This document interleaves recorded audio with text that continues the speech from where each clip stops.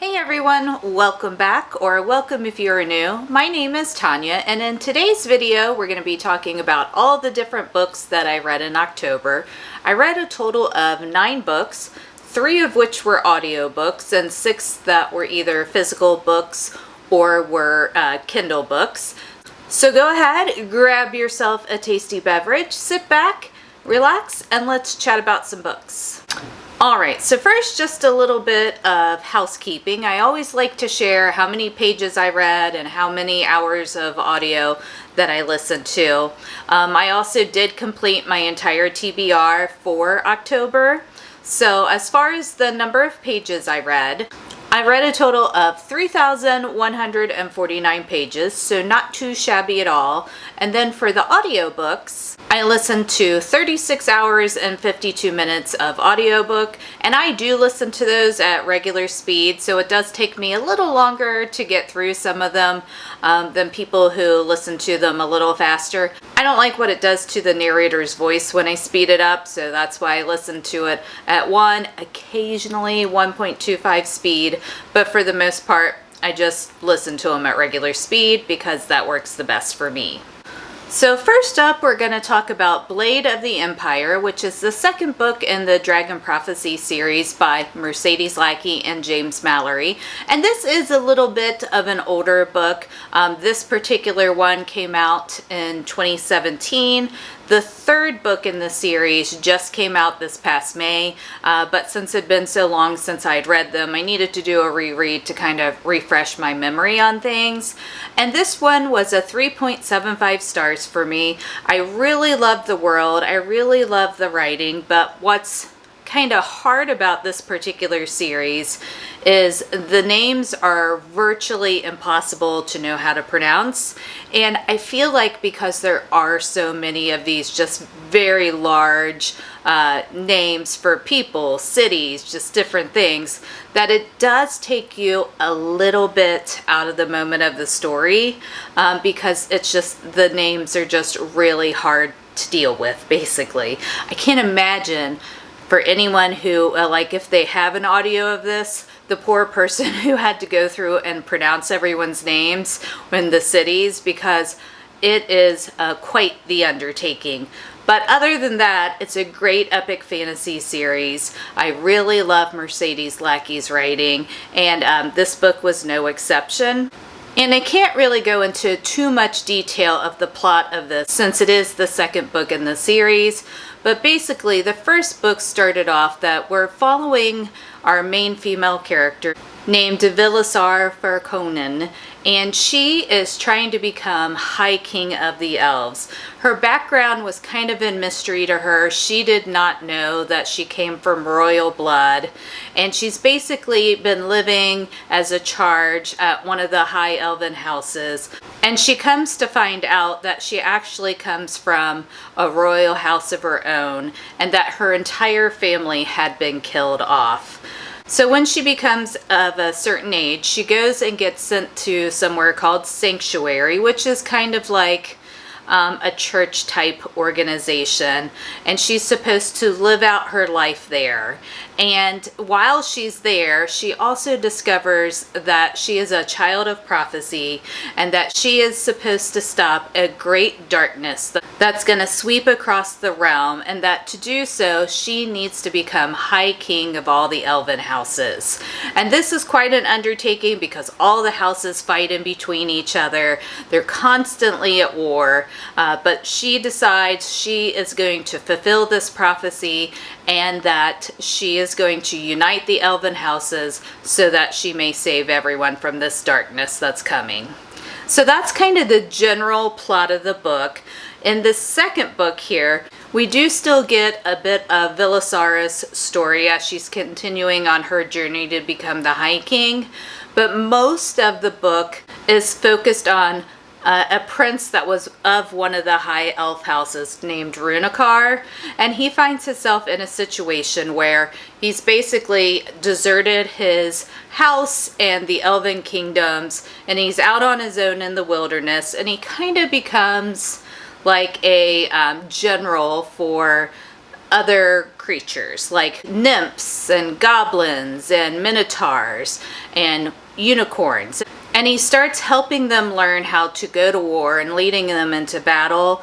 And that's kind of where this book, the main focus of it is. And it kind of is setting us up for the third book, the finale, where Runakar and Vilasara are going to eventually come together to fight the darkness. So, like I said, really good epic fantasy book. It's very detailed, lots of different creatures, really interesting magic system. Just, you gotta hold out and get through the names because there are a lot. Then next up, we're going to talk about what is definitely one of my new favorite duologies that I've ever read, and that is the Shepherd King duology by Rachel Gillig. And that is One Dark Window and Two Twisted Crowns. And these books were absolutely amazing. I gave them both 5 stars. I read this one, and Two Twisted Crowns was not on my TBR for October, but I had to immediately pick it up and read it because I had to know how this turned out.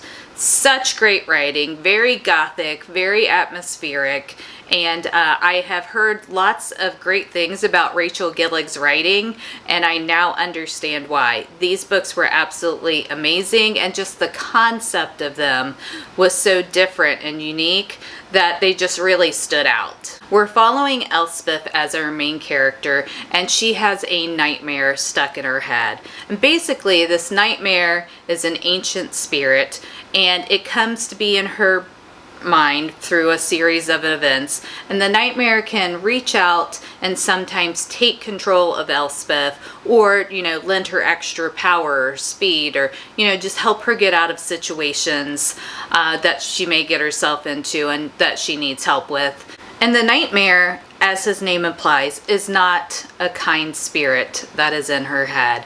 So Elspeth does have to deal with a lot of internal dialogue that is not always the kindest.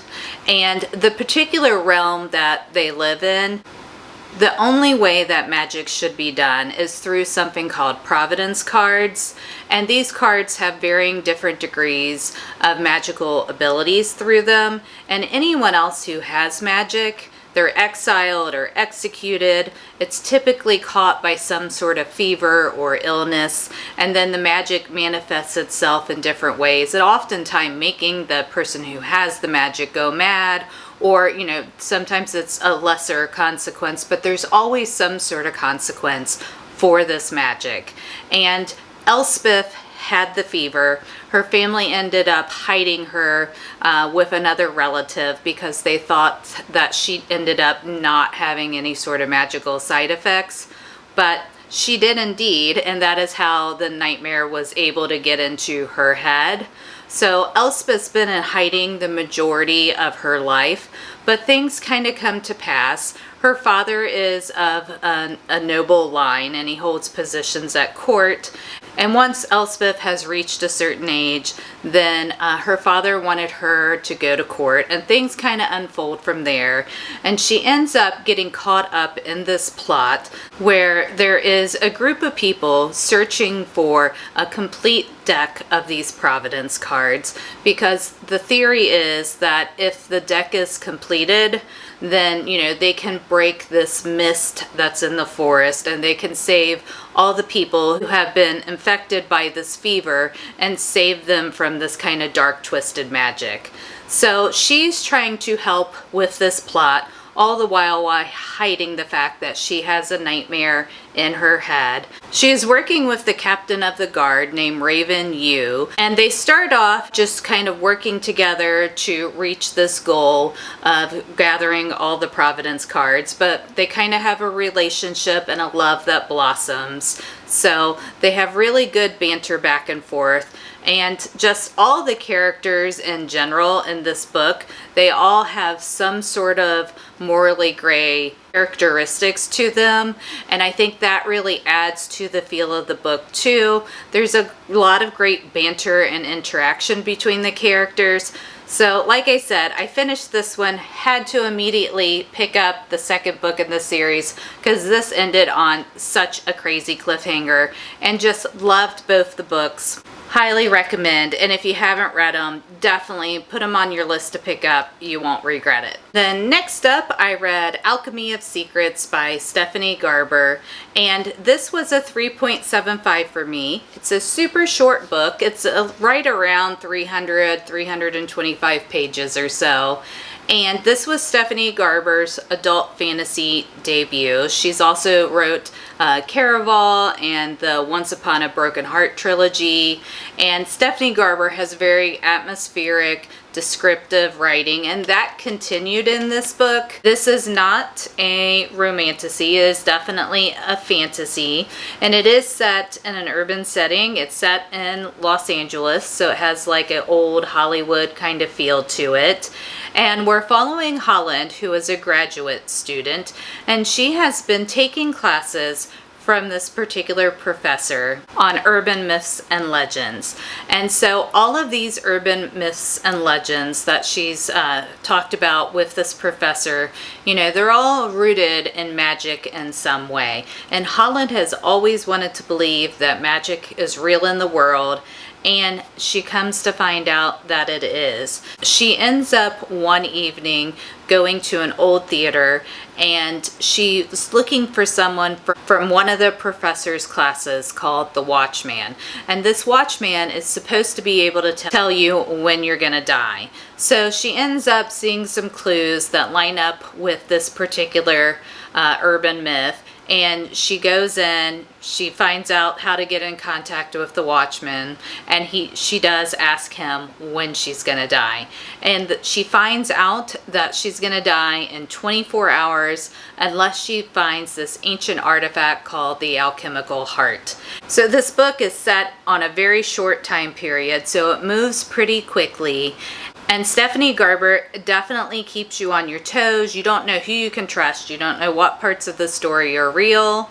All of which I really enjoyed. The book still feels a little bit YA, and I think that's because Holland, she's a little on the, I would say, naive side, but also I think part of that is due to the fact of her kind of being indecisive, because she doesn't know who to trust, and everything kind of keeps changing, and she keeps being told different things by different people, so she doesn't really know what is real. And that's kind of, you know, giving her pause. And she's not necessarily, I wouldn't say she's necessarily the strongest female character because of that, and maybe that's why it gives it a little bit of a YA feel, but that didn't really bother me. I wouldn't say that it feels too young, but overall I really enjoyed it. I will also say I don't know if there's supposed to be more books in this series, but if there's not, there's a whole lot of questions that don't get answered.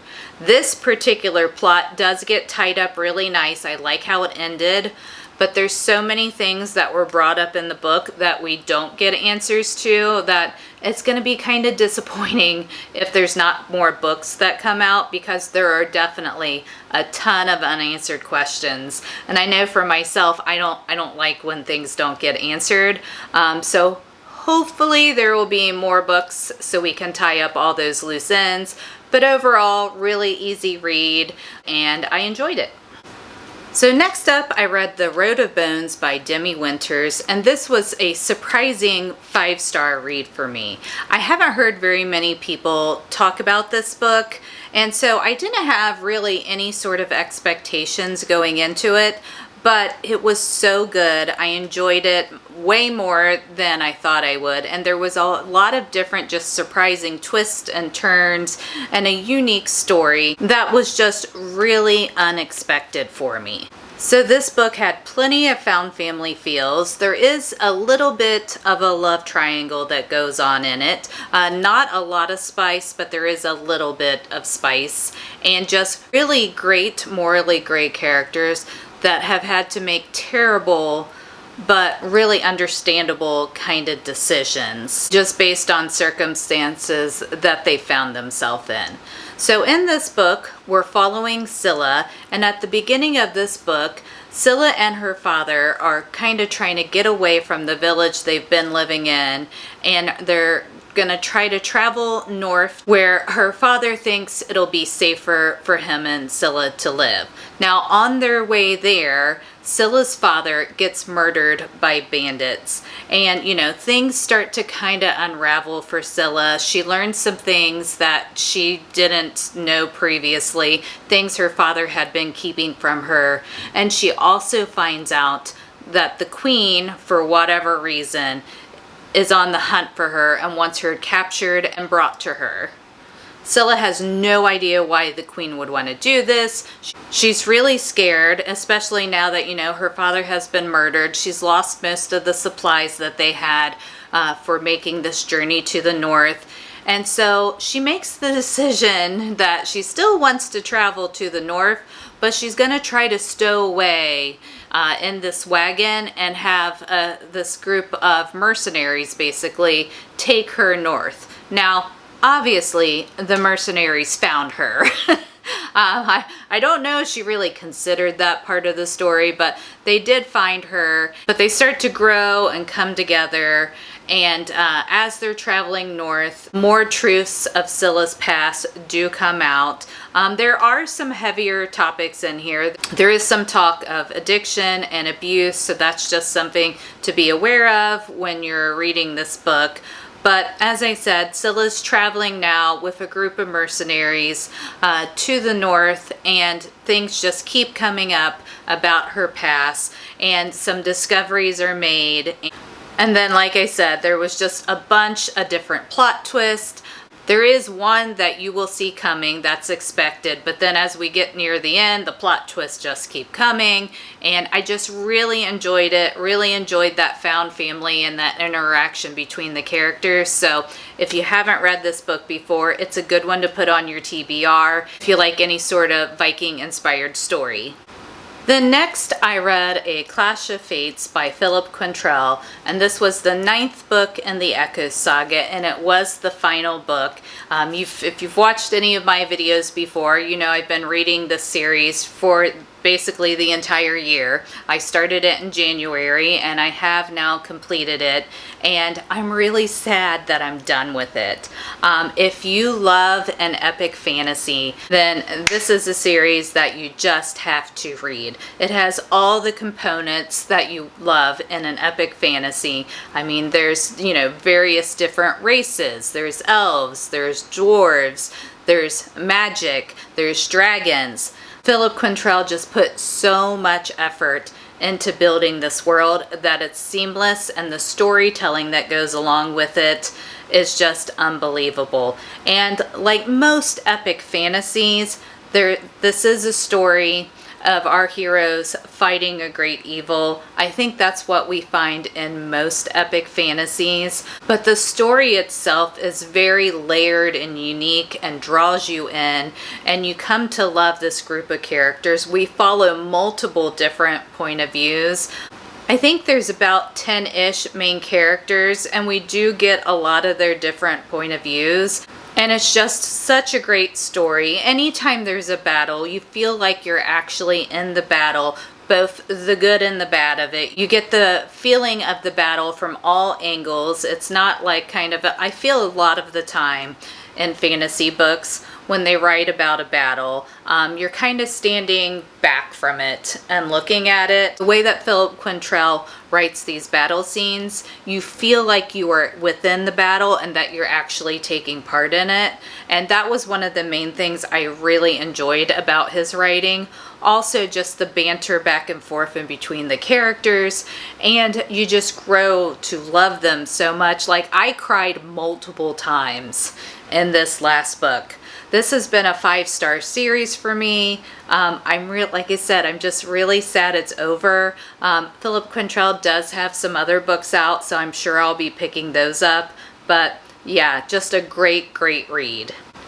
So that was all the physical and ebooks that I read. Now we're going to talk about the 3 audiobooks that I listened to this month. Two of them were in the same series. I listened to Foxglove and Wisteria by Adeline Grace, part of the Belladonna series. And this series is also one of my new favorites. I have found that apparently I really like gothic kind of romantasy books. I had, One Dark Window and Two Twisted Crowns that I read physically, and then Wisteria and Foxglove, that is also a YA kind of gothic inspired romantasy series, and just love them. And I will say, like the Belladonna series, opposed to the Shepherd King duology, the Belladonna series, because it is YA, I would say it's on the lighter side of gothic, if that can be a thing, but it still does have all those kind of moody vibes to it. And I don't feel like I can say a lot about the plot of Foxglove and Wisteria, since they are the second and third book in the series, but I will tell you a little bit about Belladonna. Signa, who is our main female character, has been followed by death her whole life. Her parents died when she was really young and she was orphaned, and she's basically been sent to live with a bunch of different guardians until she's of an age to get her inheritance from her parents. And all of these guardians have also mysteriously died. While no one's out and out accused Signa of killing them, everyone finds it a little suspicious that everyone she goes to live with dies. And Signa hates this fact, and she's felt alone her whole life. She's had very few friends, and she's also come to discover that she can hear and see Death himself.